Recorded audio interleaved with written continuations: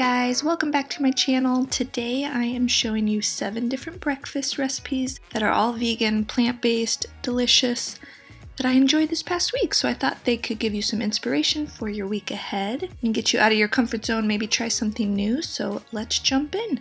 We're going to start with this carrot cake baked oatmeal, and what I love about this is that you can make it the night before, put it in the fridge, and then all you have to do the next morning is pop it in the oven. So it's just oats, ground flax seeds, some spices, salt, and then you can add in whatever mix-ins you want. I had craisins on hand this day, walnuts would be amazing, coconut, and then it's just sweetened with some maple syrup, and then you add in some non-dairy milk and some shredded carrot. Mine looks a little brown, but it was still amazing. Just stir it all together and you're gonna pour it into your pan and try to disperse all the oats and the milk so that it's a nice even layer. Then I just store this in the fridge, and the next morning preheat my oven, pop it in the oven, and bake it for about 20 to 30 minutes, I believe. It kind of depends on what size pan you use. We love ours topped with banana, and then I just bought some coconut butter, which is basically just ground up coconut, and it makes for an amazing frosting with some pumpkin seeds. So good. For all my savory friends, I've been loving vegan quesadillas. It's so easy. It's just 3 ingredients. You'll just need your favorite tortilla, some refried beans, and vegan cheese. I love Violife vegan cheese. Anyways, I just made a quesadilla, put it on a hot pan. I didn't add any oil because mine is non-stick and it just gets crispy on its own. And you warm it up until the cheese melts and the beans are heated through and the outside is crispy. And I could eat this for breakfast, lunch, or dinner. If you had some coconut yogurt or vegan sour cream, that would be amazing, or some salsa. Yes, so good. The next thing is some sweet potato toast. I always called it like sweet potatoes. I never know what to call it, but I ate this for years when I first lived in China and discovered Japanese sweet potatoes, either white or purple inside. Just bake them until they are soft and gooey. Top them with some banana, something crunchy, and a nut butter. I used tahini this day. And you've got an amazing, hearty, carb-heavy, but delicious breakfast.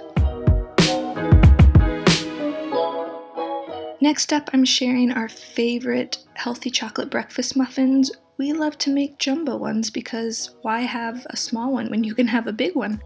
I love this recipe because it's gluten-free, it's sweetened with mostly mashed banana and just a touch of maple syrup, so it's not super sweet. And it's great for kids. It's a base of almond flour, oat flour, and cocoa powder, so it's kind of like a healthy baked oatmeal in a sense. Basically, I just mix together all the wet ingredients, add in my dry ingredients, and stir until just combined. You don't want to over stir it. And then this will make either 12 normal-sized muffins or 6 jumbo muffins. We love jumbo muffins, so that's what we do. My daughter will even eat an entire jumbo muffin. She loves these muffins. So you'll just divide the batter evenly among the 6 or 12 muffin pans. It should be pretty full, almost to the top, and then bake them for about 30 minutes in 350-degree oven until they are cooked through and have risen and are just, so good.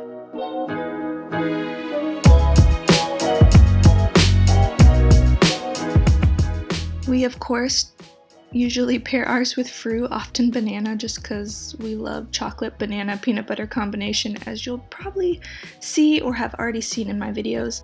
I love to add some extra ground flaxseed and something crunchy, and then of course nut butter for frosting. And this is such a hearty, satisfying breakfast. So I hope you guys can give it a try. All the recipes will be linked down below, so don't worry.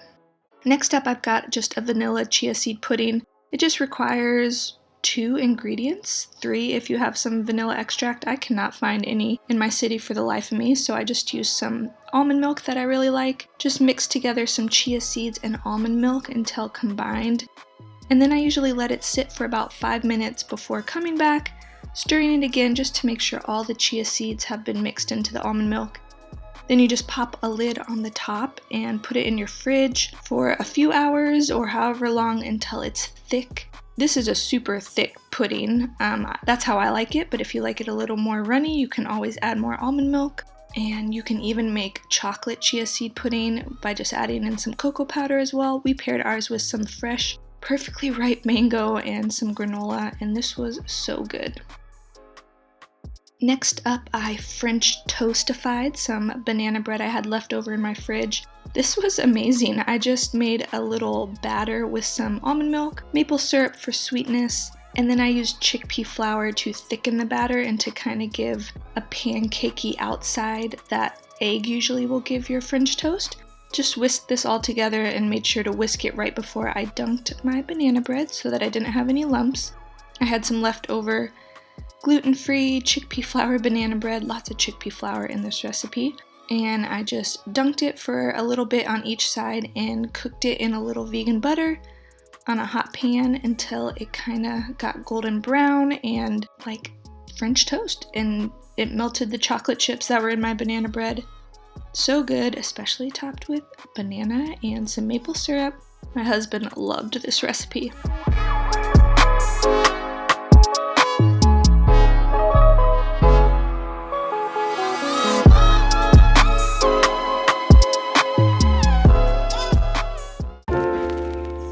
Next up, I wanted to share how I've been loving to cook oatmeal lately, which is in my, well, I don't have an Instant Pot. I have a Philips all-in-one pressure cooker, but it works just the same. And I just put in oats, water, and salt, and then you can add in anything extra. I had a very ripe apple that needed to be used up, so I chopped that up, added some cinnamon, and cooked this in my pressure cooker on high for only 4 minutes. And for some reason, I am just obsessed with cooking oatmeal in pressure cooker. It's so easy. I don't have to stand there at the stove and stir my pot for 5 to 10 minutes, and it makes amazing oatmeal every time. You can do rolled oats or steel cut oats. Once the time has elapsed, you just release the pressure. I usually just cover mine with a towel and then take off the lid very carefully. It's very steamy. And then you have this thick, creamy oatmeal that you didn't have to really prepare.